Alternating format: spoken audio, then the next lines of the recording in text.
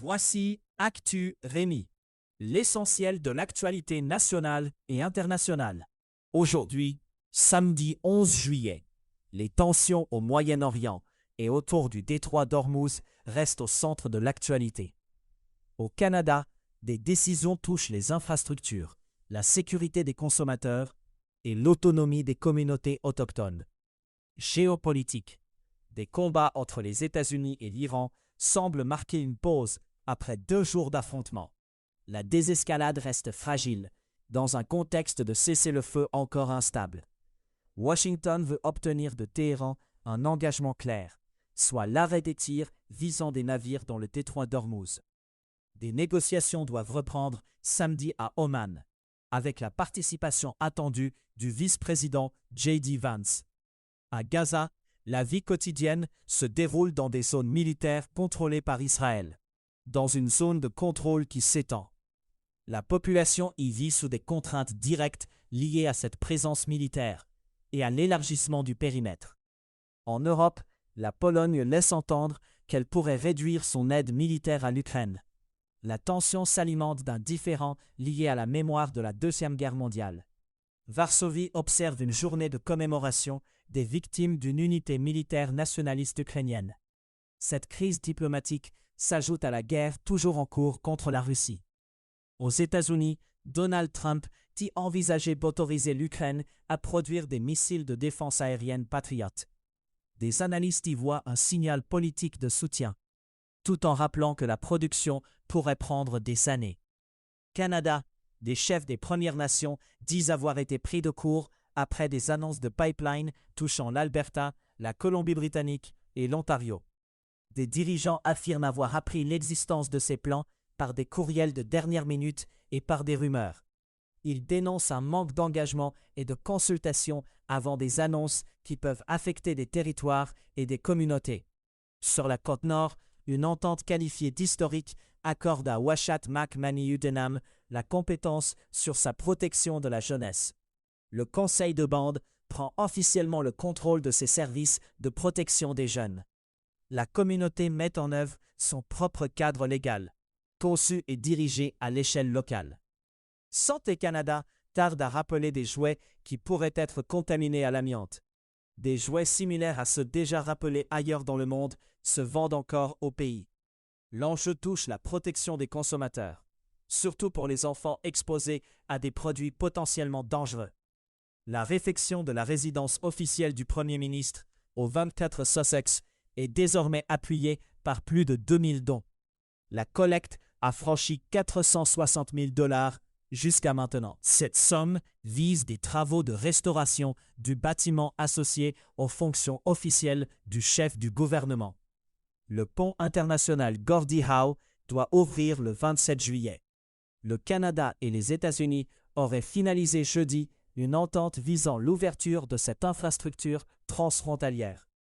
À Repentigny, Transport Canada nomme un observateur ministériel après un déraillement. Les trains circulent de nouveau dans le secteur, avec une vitesse réduite à 15 km/h. Science. Le Japon évalue l'usage d'agents d'intelligence artificielle pour épauler des administrations locales en manque de personnel. Un groupe d'études doit produire un rapport intérimaire. D'ici la fin de l'exercice 2026, la publication d'un rapport final est visée autour de l'été 2027. Le projet cherche des réponses concrètes à la pénurie de main-d'œuvre dans certains services municipaux et régionaux. Apple poursuit OpenAI ainsi que des employés en alléguant un vol de secrets commerciaux. Dans une poursuite déposée vendredi, Apple cible aussi l'activité matérielle émergente liée à OpenAI. Apple qualifie ce volet d'affaires de profondément problématique, en des termes très durs. Le litige place au premier plan la protection de la propriété intellectuelle dans le secteur de l'IA. Une étude soulève un risque de détournement d'outils d'IA par des groupes extrémistes, dont Al-Qaïda. Des partisans de ces groupes demandent régulièrement comment l'IA peut aider à planifier des attaques terroristes. L'étude conclut qu'environ un tiers des robots conversationnels pourraient fournir de l'aide, si les demandes sont formulées de la bonne façon. La question devient celle des garde-fous. et de la résistance des systèmes au contournement intentionnel. Climat. Dans le sud de l'Espagne, des secours cherchent encore des survivants après l'incendie de forêt le plus meurtrier du pays depuis plus de 20 ans. Le feu a fait au moins 12 morts et 23 personnes sont portées disparues. Le brasier a touché une zone près des montagnes de la Sierra de los Filabres, dans la province d'Almería. Les autorités signalent un début d'accalmie permettant aux pompiers d'attaquer directement les flammes. L'été 2026 s'inscrit dans une réalité marquée par des canicules, des inondations et des feux de forêt, ici comme ailleurs. Cette saison n'est plus présentée comme une exception, mais comme un signal de changement climatique aux effets dévastateurs. Monde.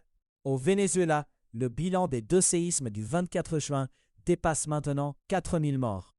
Le gouvernement fait état de 4118 personnes tuées et de 16 740 blessés. Des milliers de personnes restent portées disparues dans l'état côtier de la Guaira, où des districts entiers ont été détruits. Le président du Parlement, Jorge Rodríguez, a communiqué ces chiffres sur Telegram. L'ONU et la présidente Delcy Rodríguez lancent des appels pour obtenir une aide financière face à l'ampleur du chantier. Dans les zones sinistrées, les médecins signalent une hausse de problèmes de peau et de maladies diarrhéiques. Les soignants reçoivent aussi plus de demandes de médicaments pour des maladies chroniques, dont le diabète et l'hypertension. Les opérations de maintien de la paix des Nations Unies traversent une crise de financement majeure. Les missions font face à un trou de plusieurs millions de dollars dans leurs comptes. Des coupes forcent des fermetures de bases et des rapatriements de personnel. Cette pression budgétaire fragilise la capacité opérationnelle des casques bleus sur le terrain. En Europe, un incident en vol a forcé une réaction d'urgence de passagers. Un homme a été partiellement aspiré par une fenêtre brisée sur un vol du matin entre Thessalonique et Memmingen, près de Munich.